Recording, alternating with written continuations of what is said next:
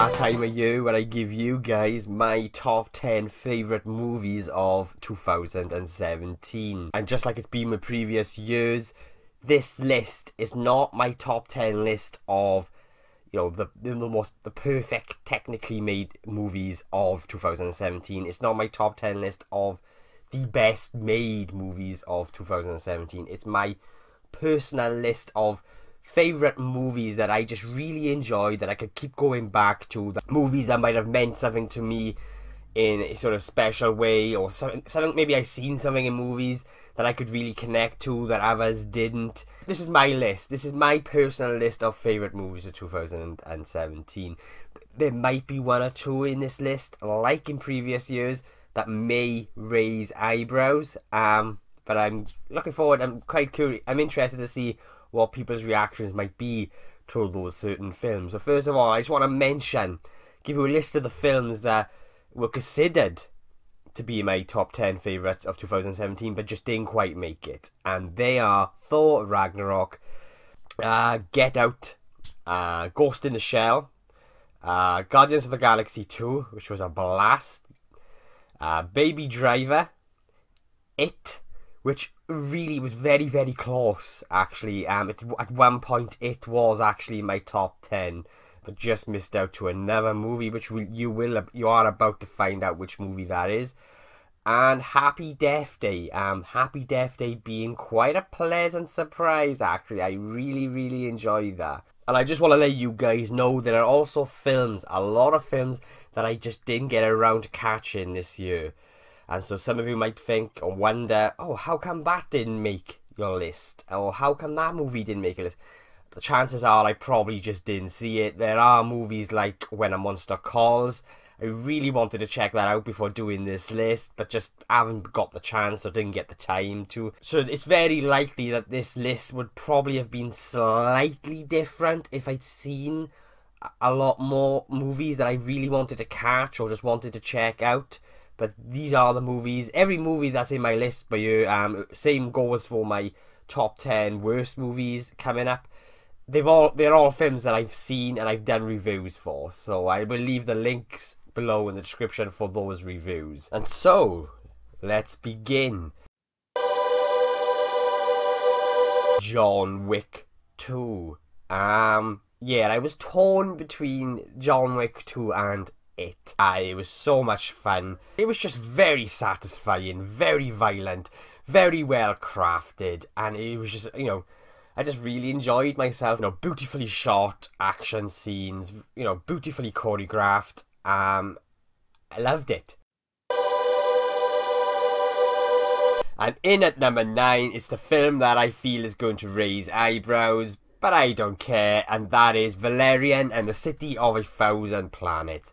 I enjoyed this movie so much. It was so creative, so imaginative, from the way it was made, to the world that Luc Besson brought to life on the screen. I just had a blast with this film. In a way, it felt nostalgic because it blasted me back to when I was a child watching The Fifth Element for the first time. That's how it felt for me.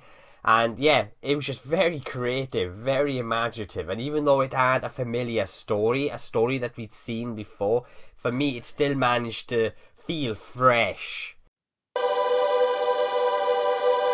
It's Dunkirk, Christopher Nolan's Dunkirk.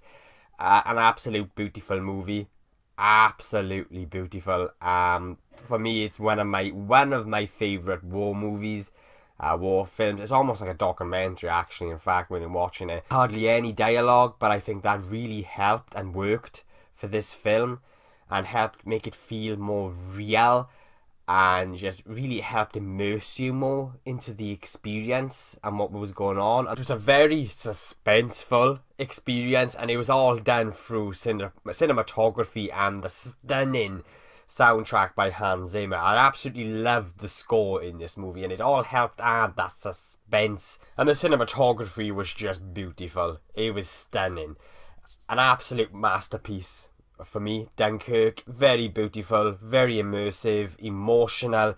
If you love your war films and you haven't checked Dunkirk out, I highly recommend you do. And in at number 7, it's M. Night Shyamalan's Split. Absolutely loved this movie. It obviously, if you've seen the film, you know it connects into another movie by M. Night Shyamalan. And I don't just love it because of that. This movie, right up until that point into the third act, before that twist, was such an intense ride. Mainly down to the performance from James McAvoy. He was absolutely brilliant in this movie, conveying these sort of different split personalities. And it was just, I absolutely loved it. It was terrifying. And for me, it felt like, while watching Split, I remember thinking, yeah, M. Night Shyamalan is back. Blade Runner 2049, an absolute stunning movie. Enjoyed this film so much. Just as good as the first movie, I felt. Very immersive, beautiful to look at, a stunning score by Hans Zimmer. Highly recommended if you haven't checked it out. This didn't do quite well at the box office, in fact, so I think there's a lot of people who haven't probably checked this film out. If you haven't and you love science fiction, well-crafted science fiction, then please do check out Blade Runner 2049. An absolute beautiful experience. In at number 5, and this is another movie that I feel is going to raise eyebrows, and that is Alien Covenant. Yes, I absolutely adored Alien Covenant. It's a film with flaws, which I recognise in my review, and that I bring up in my review. But I loved it. It was a film that I connected to emotionally, mainly when it comes to the character of David. As it is with all Ridley Scott's films, you expect a stunning film to look at, and it is. The cinematography in this film is beautiful. I just felt like there was this deeper message within this movie that I could really connect to. And even though, yeah, you've got this the return of the Xenomorph, for me, being a massive fan of the original Alien movies, don't get me wrong, I really wanted to see the Xenomorph again, but I think that focus on David for me was what really helped win me over with this film, why I really liked it as much as I did. When we got the Xenomorph, I thought it was great. I think we just had the right amount of the Xenomorph, but for me the most important part of Alien Covenant was the story and the character David, and I became emotionally invested and attached to that story. It was, I seen something in Alien Covenant which I could really emotionally connect to and relate to, and that is why I really liked it. That will be for another video another day, very soon hopefully. But yeah, I absolutely loved Alien Covenant. I can understand why a lot of the Alien, a lot of the fans of the previous movies not really liking it maybe, and for the fans who loved Prometheus, not liking it. But for me, I loved it. Even though I seen something in it which I could emotionally connect to, and so it ended up being quite an important film to me and meaning something to me. Not everyone is going to feel like that, and I understand that, because people connect to movies differently. Not everyone's the same, and that's what makes all of this so much fun. People are always going to agree or disagree or have their own views and opinions, and that's what makes all of this so much fun. And in at number 4, it's Star Wars The Last Jedi. Yep, a Star Wars film didn't get the top spot for me this year round. But no, I loved it. I absolutely adored The Last Jedi. A great experience. It's great to sit in the cinema again and just be completely floored by a great twist. And even though, a film that actually sticks with you after you've seen it. It stuck with me because it was a good film and it made you think. And it was deep and it was smart. Like The Last Jedi does take, they did take a lot of risks. And for a lot of the Star Wars fans, those risks just didn't quite work. But for me, and a few other Star Wars fans I think out there, those risks and those decisions that they made with the story and the characters, for me, it worked, and they were the right decisions to make. And the action, the action in this movie is some of the best action I've seen in a Star Wars movie. It also has one of the best lightsaber duels in a Star Wars film. Yeah, absolutely great. I loved it. And in at number 3, it's Wonder Woman. Yeah, absolutely adored this film. Patty Jenkins crafted a beautiful movie. It's fun, it's exciting, it's emotional. It's just a very well crafted superhero movie, and it's a movie that has a lot of heart, and it really does pull on the heartstrings as well, and it has real characters, people that you can feel for and you feel emotionally attached to. Some people complained about the villain. I really liked what they did with the villain. In fact, I liked the villain. And yeah, overall, it was just a really satisfying experience. And it also has some of the best action scenes in superhero movies in recent years. That No Man's Land scene, it just gives you a mix of emotions, that scene does. It's an absolute beautiful scene. And yeah, it just really gets the heart racing, pulls on the heartstrings. Great moment. And in at number 2, it's War for the Planet of the Apes. I absolutely adored this movie. It was very smart, it was powerful, very emotional, great special effects.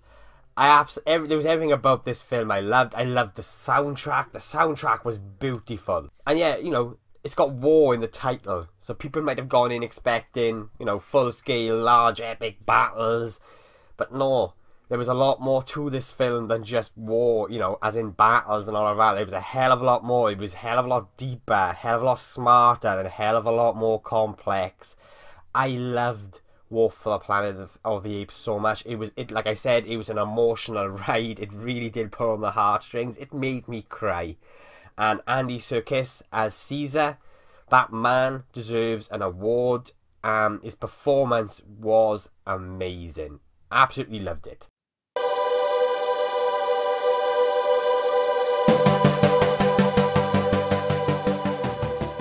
And so, in at number 1, another film actually that made me cry, and that is Logan. Yeah, do you know what? Logan came out early 2017, and when I first watched it, it was like, right, already, that's in my top 10 list of favourite movies of 2017, already. I knew that. And do you know what? It's remained number 1 right throughout the year. It hasn't budged. It was always going to be my number 1 in my top 10. I'd seen all the movies that I wanted to see, all my most anticipated movies of 2017. I'd seen them. You know, obviously, quite a few of them are in this list, but I knew right throughout 2017 that Logan was going to be, number 1. I thought The Last Jedi might come along and just, you know, grab that spot from it, but no, it didn't. It's still there. It was emotional. It had elements of horror in it, and for me, I absolutely adored Logan. I think it's probably Hugh Jackman's best portrayal of this character. He is really, really good in this, and yeah, the violence. It's a very violent movie. It's not number 1 because it's not my favorite movie of the year because it's got so much violence in it. No, it's a violent movie, but with a lot of heart. It's very emotional and it's very thoughtful, and it's deep. And it's an emotional ride, and it was great. The movie was crafted beautifully. It was a very well made movie. The performances, like I said, Hugh Jackman was brilliant, but also Patrick Stewart. He was very, very good in this film as well, as the young mutant, the little girl who plays the young mutant. It was incredible in this film. For me, her performance, I think it's a Daphne Keane. I think that was her name. I might be wrong, so apologies. But the girl who plays the young mutant, her performance was the best. She was absolutely amazing in this film. So yeah, it was a very thoughtful and emotional experience, you know, of following this character who has lost his place in the world, and he's trying to find something to fight for.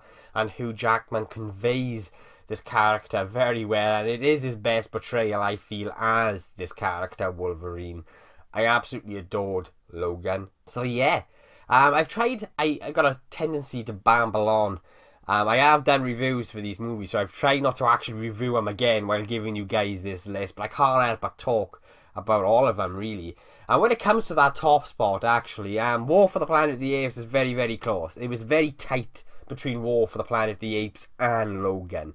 I regard them both as being, you know, pretty much, like, War for the Planet of the Apes, I would have loved to have given number 1, but Logan, for me, just done it. So let's have a quick recap of my top 10 favourite movies of 2017. Number 10, John Wick 2. Number 9, Valerian and the City of a Thousand Planets. Number 8, Dunkirk. Number 7, Split. Number 6, Blade Runner 2049. Number 5, Alien Covenant. Number 4, Last Jedi. Number 3, Wonder Woman. Number 2, War for the Planet of the Apes. And number 1, Logan. And there they are. So what do you guys think? Are there any, there are a couple of movies in there I think that are going to raise eyebrows and, raise questions from you guys. But yeah, let me know below. And what are your favourite movies of 2017? Let me know below. My next top 10 is coming up, and it is my top 10 worst or disappointing movies of 2017. That will be my next video coming very, very shortly. But again, thank you guys for watching. I really do appreciate it. And if you like what you see and you share the same passions as me, then why not hit subscribe?